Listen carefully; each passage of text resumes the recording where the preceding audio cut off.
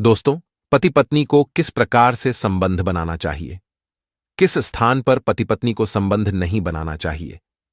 शास्त्र कहते हैं कि संबंध बनाते समय पति पत्नी को आवाज नहीं करनी चाहिए, शांति से अपने ही कक्ष में संबंध बनाना चाहिए।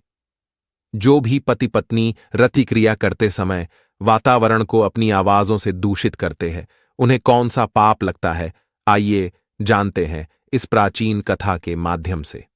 दोस्तों, एक बार नारद मुनि भगवान श्री कृष्ण से मिलने के लिए द्वारका पधारते हैं। देवर्षि नारद को देखकर श्री कृष्ण उनका स्वागत करते हुए कहते हैं, हे देवर्षि, आज किस कारण से द्वारिका में आपका आगमन हुआ? अवश्य कोई महत्वपूर्ण समाचार लेकर आए होंगे आप। तब देवर्षि नारद कहते हैं, हे प्रभु, आप तो सब कुछ जानते हैं, मैं तो केवल आपकी लीला का पात्र हूं, सारा खेल तो आप ही खेलते हैं। मेरे मन में जो कुछ भी है वो भी आप जानते हैं, अकारण ही आप मेरी परीक्षा ले रहे हैं। भगवान श्री कृष्ण कहते हैं, हे देवर्षि, आप सत्य कह रहे हैं, मैं आपकी द्विधा को भी जानता हूं और आपके मन में क्या चल रहा है वह भी भली भांति जानता हूं। इसीलिए आप चिंता न कीजिए, आपके मन में जो भी शंका हो निसंकोच होकर पूछिए, मैं आपकी सभी शंकाओं का समाधान अवश्य करूंगा। देवर्षि कहते हैं, हे प्रभु, मैं आज यहां पर उस राक्षस के विषय में जानने के लिए आया हूं जिसका आपने वध किया है। वह राक्षस पूर्व जन्म में कौन था और किस कारण से उसे गधे का शरीर प्राप्त हुआ था? कृपया आप मेरी इस शंका का निवारण कीजिए। भगवान श्री कृष्ण मुस्कुराते हुए कहते हैं, हे देवर्षि, आपने उचित ही प्रश्न किया है, आप सत्य कह रहे हैं। जिस राक्षस का वध मैंने किया है वह एक ऋषि के श्राप के कारण ही राक्षस बना हुआ था और उसे मेरे हाथों मुक्ति मिल गई। मैं आपको इसका प्राचीन इतिहास सुनाता हूं जो आपको भी ज्ञात नहीं है। यह वृतांत पद्मकल्प का है। तब आप देवर्षि नहीं थे, बल्कि आप एक उपबरहन नामक गंधर्व थे। ब्रह्मा जी के वरदान से आपको मधुर कंठ प्राप्त हुआ था और आप समस्त जगत के गायकों के राजा थे। उसी कल्प में भगवान विष्णु के परम भक्त महाराज बलि के घर में एक पुत्र का जन्म हुआ। महाराज बलि राक्षस कुल के थे। उन्होंने अपने पुत्र का नाम बड़ा ही सोच विचार करके साहसिक रख दिया। साहसिक अत्यंत बलवान और तेजस्वी था। उसने अपने बल और साहस से देवताओं को भी परास्त कर दिया था। फिर एक दिन की बात है, बलि का बलवान पुत्र साहसिक देवताओं के साथ युद्ध करने के लिए गया। वहां देवताओं और दानवों में भयंकर युद्ध हुआ, किंतु साहसिक ने देवताओं को परास्त कर डाला और फिर वह गंधमादन पर्वत की ओर जाने लगा। जब वह उस दिव्य पर्वत पर पहुंच गया तो उधर से स्वर्ग की परम सुंदरी अप्सरा तिलोत्तमा उस मार्ग से जा रही थी। तिलोत्तमा की दृष्टि साहसिक पर पड़ी और साहसिक की दृष्टि तिलोत्तमा पर पड़ी। दोनों ने एक दूसरे को देखा। साहसिक तिलोत्तमा के सुंदर रूप और सुडौल शरीर को देखकर उसकी तरफ आकर्षित हुआ। उसका अंग अंग काम की अग्नि में जलने लगा। वह काम के वशीभूत होकर तिलोत्तमा के सुंदर शरीर को निहारने लगा। उस समय तिलोत्तमा का शरीर बहुत ही सुंदर प्रतीत हो रहा था। जब तिलोत्तमा ने उस साहसिक को देखा तो वह भी उस पर मोहित हो गई। उसके कदम रुक गए।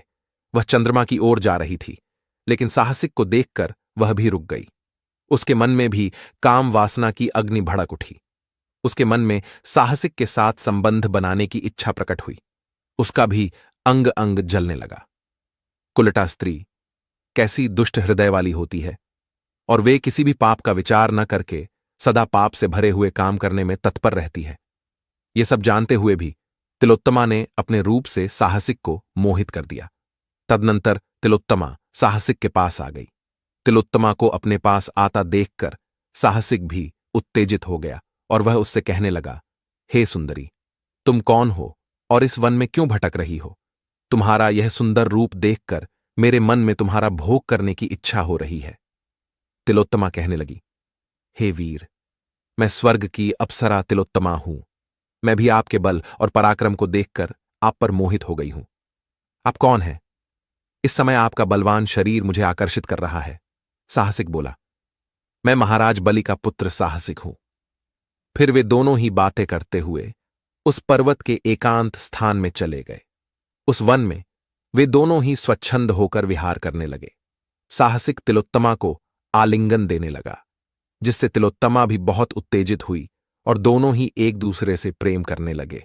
उसी वन में मुनिवर दुर्वासा एक वृक्ष के नीचे बैठकर तपस्या कर रहे होते हैं। तिलोत्तमा और साहसिक दोनों ही अपनी सूध-बुध खो बैठे थे। उन्हें अपने आसपास क्या चल रहा है कुछ भी दिखाई नहीं पड़ रहा था। दोनों ही चेतना शून्य होकर भोग विलास करने लगे। भोग विलास करते हुए वे दोनों ही उस स्थान पर पहुंच गए जहां पर मुनि दुर्वासा तपस्या कर रहे थे। उनका ध्यान मुनि पर नहीं गया और वे भीषण आवाज करते हुए संबंध बनाने लगे। उनकी वह उत्तेजना युक्त आवाज संपूर्ण जंगल में फैल रही थी। उस आवाज से मुनि की तपस्या में विघ्न निर्माण होने लगा और फिर मुनि दुर्वासा की तपस्या भंग हो गई। उन्होंने देखा कि तिलोत्तमा और साहसिक दोनों वन में भोग विलास कर रहे हैं। उनकी भीषण आवाज को सुनकर मुनि को बहुत क्रोध आ गया। उन दोनों को देखकर मुनि दुर्वासा कहने लगे, ओ गधे के समान आकार वाले निर्लज्ज नराधम, उठ, तू यह क्या कर रहा है? भक्त शिरोमणि महाराज बलि का पुत्र होकर भी तू इस प्रकार से पशु की तरह आचरण कर रहा है। तुझे भोग विलास करने के लिए यही स्थान मिला। देवता, मनुष्य, दैत्य, गंधर्व तथा राक्षस ये सभी अपनी अपनी जाति में लज्जा का अनुभव करते हैं। इस प्रकार से वन में पशुओं की भांति भोग विलास नहीं करते हैं। केवल पशु के अंदर ही इस प्रकार से संबंध करने में लज्जा नहीं होती है। विशेषतः गड्ढे की जाति को इस प्रकार से भोग विलास करने में शर्म नहीं आती है। और तू भी गड्ढे की तरह ही जंगल में इस दुष्ट अप्सरा के साथ भोग विलास कर रहा है। अपनी भीषण आवाज से मेरी तपस्या को भंग कर रहा है। इसीलिए मैं तुझे श्राप देता हूं कि तुझे गड्ढे का शरीर प्राप्त हो और तू गड्ढा ही बन जा। फिर मुनि दुर्वासा तिलोत्तमा की ओर देखते हुए कहते, हे अप्सरा, पुंश्चली स्त्री तो निर्लज्ज होती ही है। इस राक्षस साहसिक के लिए तेरे मन में काम भाव कैसे जागृत हुआ? इस दैत्य के प्रति तेरी आसक्ति किस कारण से आ गई? तेरी भयंकर आवाज से तूने मेरी तपस्या भंग की है, इसीलिए तू भी दानव के रूप में जन्म लेगी। इतना कहकर दुर्वासा मुनि ने दोनों को ही श्राप दे डाला और चुप हो गए। फिर तिलोत्तमा और साहसिक दोनों लज्जित और भयभीत होकर उठे और मुनि से क्षमा याचना करने लगे। साहसिक कहने लगा, हे मुनिवर, आप समस्त मुनियों में श्रेष्ठ हैं। आप संसार की सृष्टि, पालन तथा उसका संहार करने में सक्षम है। हे भगवन, काम के प्रभाव में आकर मेरे द्वारा यह दुस्साहस हुआ है। कृपया मेरे इस अपराध को क्षमा कीजिए। तपस्वी जन सदैव ही मूढ़ों के अपराध को क्षमा कर देते हैं। कृपया आप मेरे इस भयंकर अपराध को भूल समझकर क्षमा कीजिए। इतना कहकर वह साहसिक मुनि दुर्वासा के सामने फूट फूट कर रोने लगा और उन्हें बार बार प्रणाम करने लगा।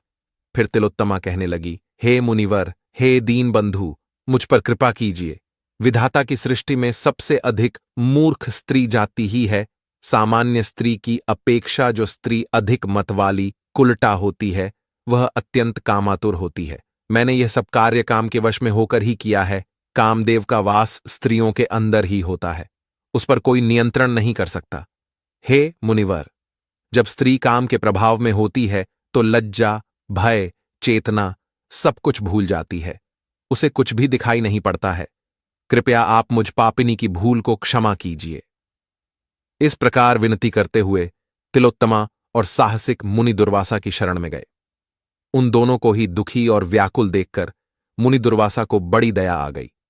उन्हें पश्चाताप की अग्नि में जलता हुआ देखकर मुनिवर ने उन्हें अभयदान दिया और कहने लगे, हे दानव साहसिक, तू भगवान विष्णु के परम भक्त बलि का पुत्र है। तेरा जन्म उत्तम कुल में हुआ है। तू पैतृक परंपरा से विष्णु भक्त है। मैं तुझे निश्चित रूप से जानता हूं। तेरे अंदर पिता के अच्छे गुण भी है, इसीलिए तू गधे के रूप लेगा और फिर भगवान श्री कृष्ण के द्वारा तुझे मोक्ष की प्राप्ति होगी। तू शीघ्र ही वज्र के निकट वृंदावन के वन में जाकर निवास कर, वहीं पर तेरा उद्धार हो जाएगा। फिर मुनि दुर्वासा तिलोत्तमा से कहते हैं, हे अप्सरा, तू भारतवर्ष में बानासुर की पुत्री के रूप में जन्म लेगी। फिर भगवान श्री कृष्ण के पुत्र अनिरुद्ध से तेरा विवाह होगा और उन्हीं के आलिंगन से तू शुद्ध हो जाएगी। इतना कहकर मुनिवर दुर्वासा चुप हो गए और उस स्थान से अदृश्य हो गई। इस प्रकार से वह दैत्य साहसिक गधे के जन्म में चला गया और तिलोत्तमा बानासुर की पुत्री होकर अनिरुद्ध की पत्नी हुई। हे देवर्षि, इस प्रकार से मैंने आपको साहसिक के गर्दभ होने की कथा सुना दी है। देवर्षि कहते हैं, हे प्रभु, आपका कोटि कोटि धन्यवाद। इस महान कथा को सुनकर मेरा मन प्रसन्न हो गया है। तो दोस्तों, इस प्रकार से भगवान श्री कृष्ण ने नारद जी को अत्यंत महत्वपूर्ण ज्ञान दिया है। आपको यह कथा कैसी लगी, कमेंट करके अवश्य बताएं। जानकारी अच्छी लगी तो वीडियो को लाइक जरूर करें। कमेंट में जय श्री कृष्ण अवश्य लिखे, साथ ही चैनल को सब्सक्राइब करें।